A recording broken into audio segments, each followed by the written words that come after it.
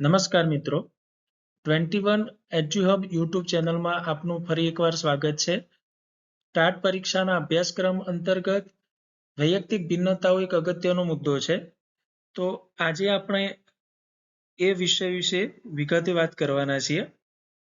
આજના આ વિડીયોમાં આપણે વૈયક્તિક ભિન્નતાઓનો અર્થ, તેના કારણો, ઓળખવાની પદ્ધતિઓ અને પરીક્ષાલક્ષી અગત્યના MCQ પ્રશ્નો કે જે વિડીયોની સાથે સાથે અને અંતમાં પણ અગત્યના IMP MCQ પ્રશ્નોની ચર્ચા કરવાના છીએ. વૈયક્તિક ભિન્નતાઓનો જે મુખ્ય ધ્યેય છે કે વિદ્યાર્થીઓની વૈયક્તિક ભિન્નતાઓ જાણી અને શિક્ષણનું આયોજન કરવું, તો શિક્ષણ પ્રક્રિયા વધુ અસરકારક બને છે. એટલે ટૂંકમાં વૈયક્તિક ભિન્નતાઓ જે છે એનું આપણે એક શૈક્ષણિક દ્રષ્ટિકોણ જોવાના છીએ. સામાન્ય રીતે વર્ગખંડની અંદર જે બાળકો હોય છે તે તમામ બાળકોને સમાન રીતે સમજી અને શિક્ષણ કાર્ય કરાવવું એ કદાચ એક ભૂલ ભરેલી બાબત છે. આ બાબતે સ્કિનરની એક અગત્યની ડેફિનેશન છે કે શાળામાં ભણતા બાળકો શક્તિઓ અને રસોમાં ઘણી રીતે જુદા પડતા હોય છે, છતાં આપણે તેમની સાથે એક સરખો વર્તાવ રાખીએ છીએ. આ ડેફિનેશન પરીક્ષા માટે પણ ખૂબ જ અગત્યની છે મિત્રો, કે વર્ગખંડની અંદર જેટલા પણ બાળકો હોય છે તે શારીરિક, માનસિક, રસ, રુચિ, અભિયોગ્યતા, સ્કિલ ઘણી બધી બાબતોની અંદર વિવિધતા ધરાવતા હોય છે, ભિન્નતા ધરાવતા હોય છે. પણ આપણે જો તેમની સાથે એક સરખો વર્તાવ રાખીશું તો કદાચ અમુક બાળકો સાથે અન્યાય થતો હશે તેવું લાગી શકે છે. તો વૈયક્તિક ભિન્નતાઓ જે છે એ સમજી અને જો શિક્ષણ કાર્ય કરવામાં આવે તો બાળકોની જે આંતરિક જે શક્તિઓ છે તેને એક દિશા મળે છે, તેની ખીલવણી થાય છે. તો આ માટે ટાયલરના મત અનુસાર શારીરિક આકાર, ગતિ, બુદ્ધિ, સિદ્ધિ, જ્ઞાન અને રુચિમાં જોવા મળતો એવો તફાવત જેનું માપન શક્ય હોય છે. તો આ તમામ ઘટકોને ધ્યાનમાં રાખી અને વૈયક્તિક ભિન્નતાઓને ઓળખી અને શિક્ષણ પ્રક્રિયામાં બાળકોને જોડવામાં આવે તો એ બાળકોની શિક્ષણની જે ગતિ છે એ પ્રમાણમાં વધુ યોગ્ય દિશામાં જળવાય છે. હવે મિત્રો વાત કરીએ કે વૈયક્તિક ભિન્નતાઓના મુખ્ય આયામો. તો મુખ્ય 4 આયામો આપણે જોઈ શકીએ છીએ. એક છે શારીરિક અને તેની ગતિ.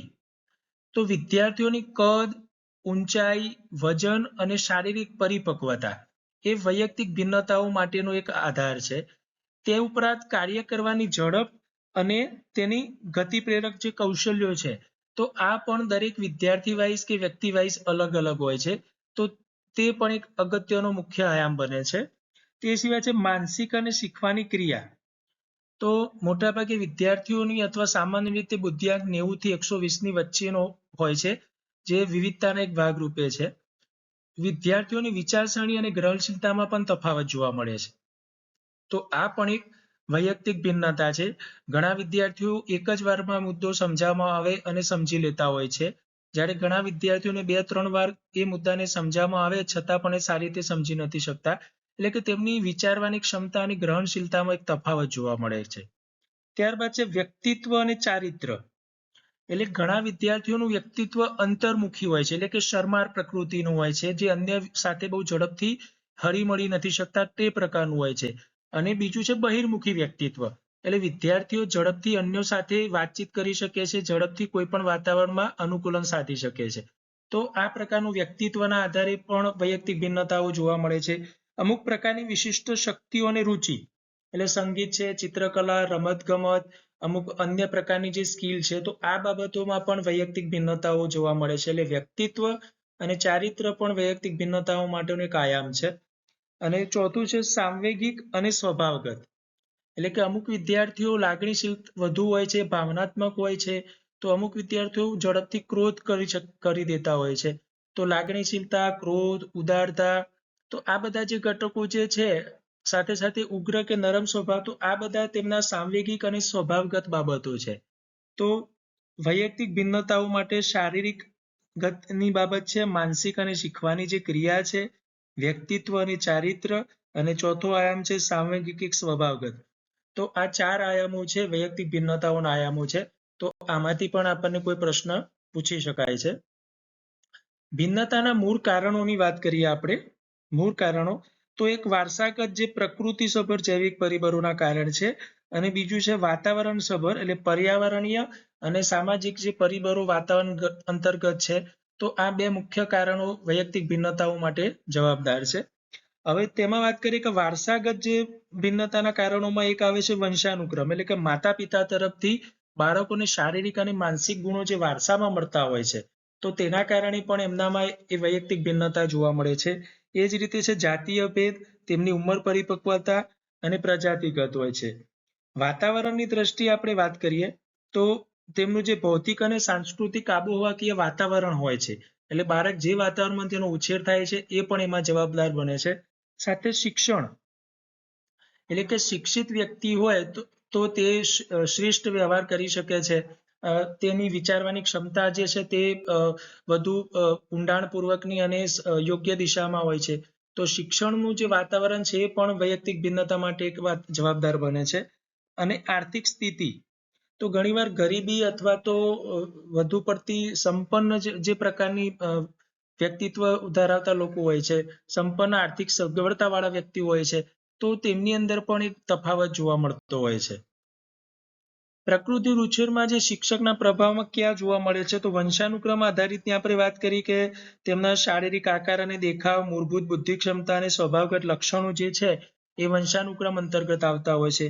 જ્યારે વાતાવરણ અને શિક્ષણ આધારિતની વાત કરીએ તો ચારિત્ર નિર્માણ, એટલે ઘરનું સામાજિક વાતાવરણ, માતા પિતા દ્વારા મળતું અન્ય પ્રકારનું વાતાવરણ, શૈક્ષણિક વાતાવરણ, શાળા કક્ષાએ, કોલેજ કક્ષાએ, તો એ બાળકના ચારિત્ર નિર્માણમાં બહુ મોટો ભાગ ભજવતા હોય છે. સાથે સાથે તેની વિચારસરણી અને વલણોને પણ યોગ્ય દિશા મળે છે.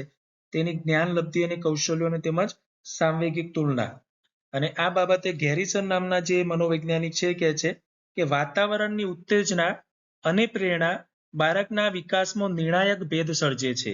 નિર્ણાયક ભેદ સર્જે છે. આ ખૂબ જ અગત્યનો પ્રશ્ન આપણા માટે બની શકે છે કે વાતાવરણની ઉત્તેજના અને પ્રેરણા બાળકના વિકાસમાં નિર્ણાયક ભેદ સર્જે છે. આ વ્યાખ્યા કયા મનોવૈજ્ઞાનિકની છે, તો વૈજ્ઞાનિકનું નામ છે ગેરિસન. હવે આપણે વાત કરીએ સામાજિક વાતાવરણ અને આર્થિક સ્થિતિ કઈ રીતે નિર્ણાયક બને છે વૈયક્તિક ભિન્નતાની અંદર. તો વાતાવરણનો જે પ્રભાવ છે એમાં જુદા જુદા દેશો, આબોહવા, જે વાત કરીએ આપણે ઠંડો પ્રદેશ, ગરમ પ્રદેશ, સાથે સાથે જે તે પ્રદેશની જે સાંસ્કૃતિક વાતાવરણ છે, ત્યાંના રીતિ રિવાજો છે, ત્યાંની રહેણી કહેણી છે, વિચારસરણી છે, તો એ બાળકના ઘડતરની અંદર અને તેની વિચાર ક્ષમતા ઉપર પ્રભાવ પાડે છે. તો આર્થિક સ્થિતિની અંદર વાત કરીએ તો જે બાળકો પ્રમાણમાં વધુ ગરીબીમાં ઉછરેલા હોય છે, તો એવા બાળકોની અંદર એક અમુક પ્રકારની વિકૃતિઓ, અમુક પ્રકારની ગેરકાનૂની પ્રવૃત્તિઓ કરવાની સ્થિતિ, અને સાથે સાથે કહેવાય કે અમુક એવા પ્રકારની ઉત્તેજના અને વિકૃતિઓ એમનામાં જોવા મળે છે કે જે સમાજ માન્ય હોતી નથી, અથવા તો જે અન્ય સામાન્ય બાળકો કરતા જુદા પ્રકારની હોય છે. તો આર્થિક સ્થિતિ પણ ઘણીવાર વૈયક્તિક ભિન્નતાઓ માટે જવાબદાર બને છે. ગેરિસનના મત મુજબ આપણે વાત કરીએ તો the difference among children may best be accounted for by variations in motivations, intelligence, maturations and environmental simulation. એટલે બાળક વૈયક્તિક ભિન્નતાઓની અંદર જે બાળકોમાં પ્રેરણા, તેની બુદ્ધિ અને વાતાવરણ જે છે ઉત્તેજક પરિબળ તરીકે કામ કરે છે. તો આ પણ ગેરિસનનું જે મંતવ્ય છે તેના રિગાર્ડિંગ પણ કોઈ પ્રશ્ન આપણને પૂછાઈ શકે છે.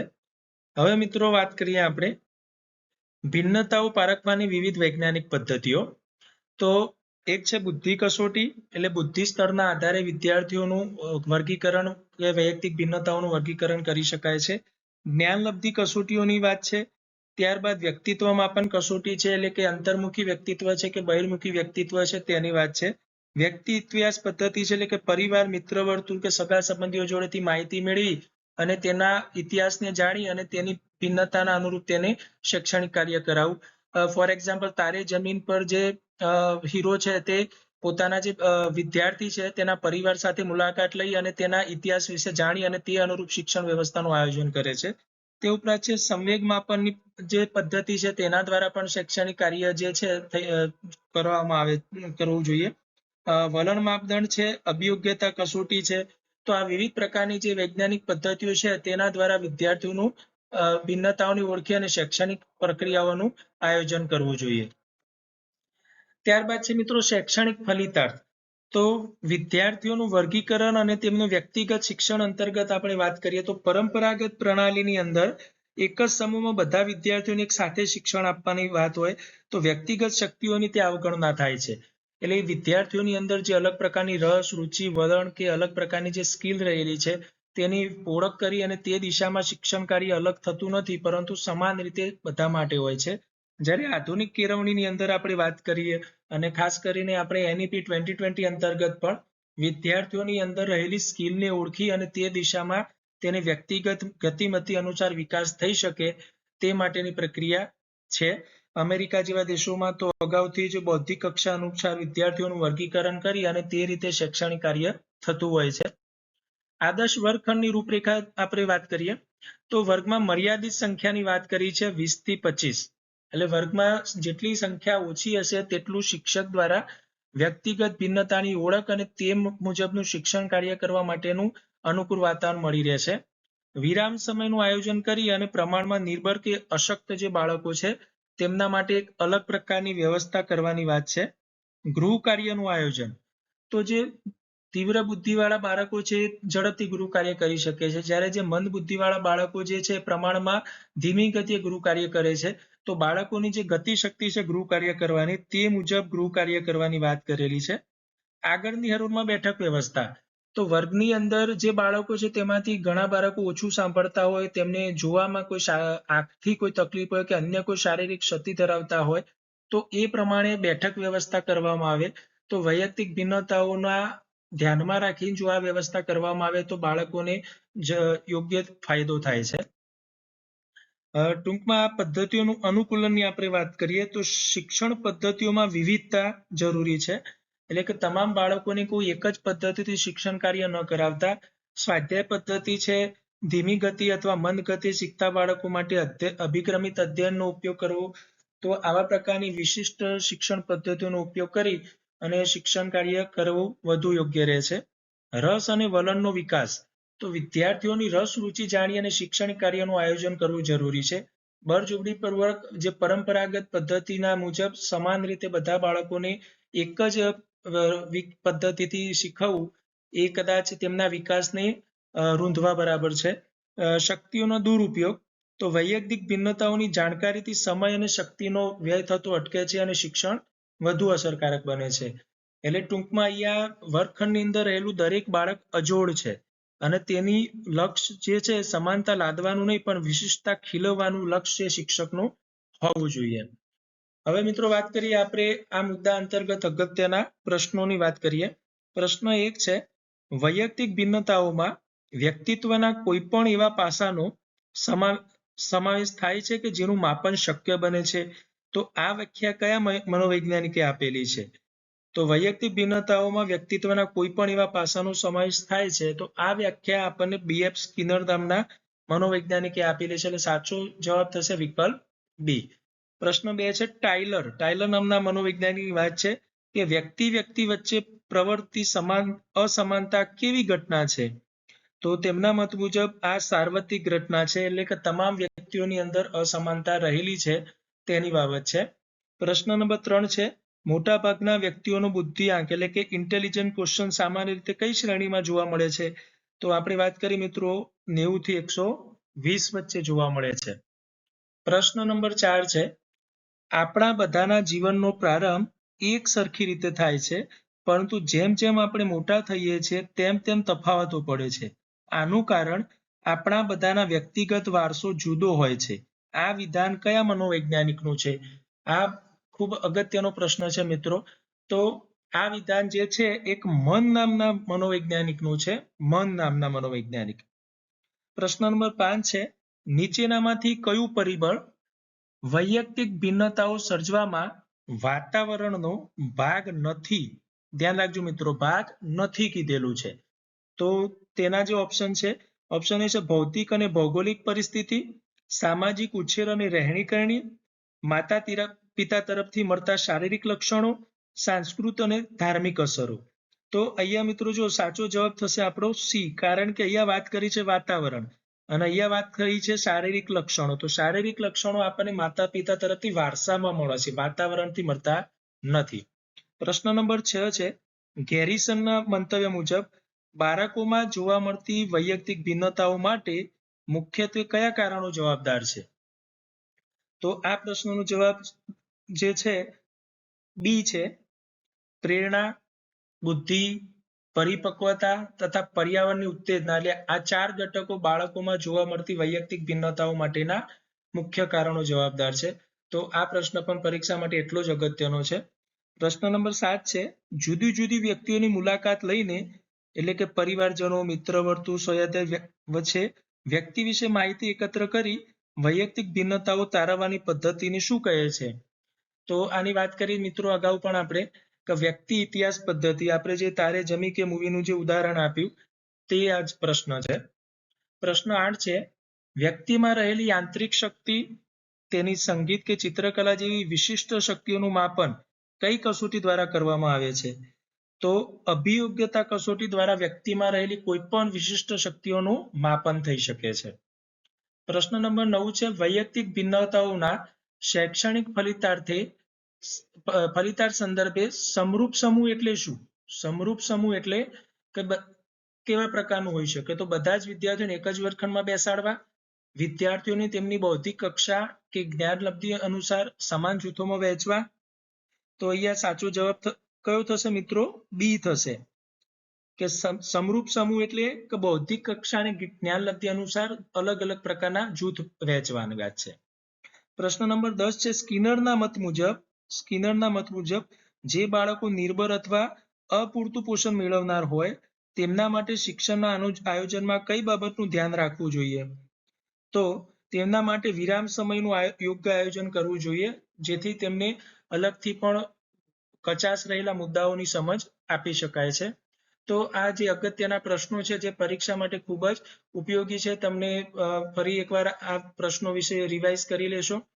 આભાર મિત્રો. ફરી એકવાર આપણે કોઈ અગત્યના મુદ્દા સાથે મળીશું. Thank you very much.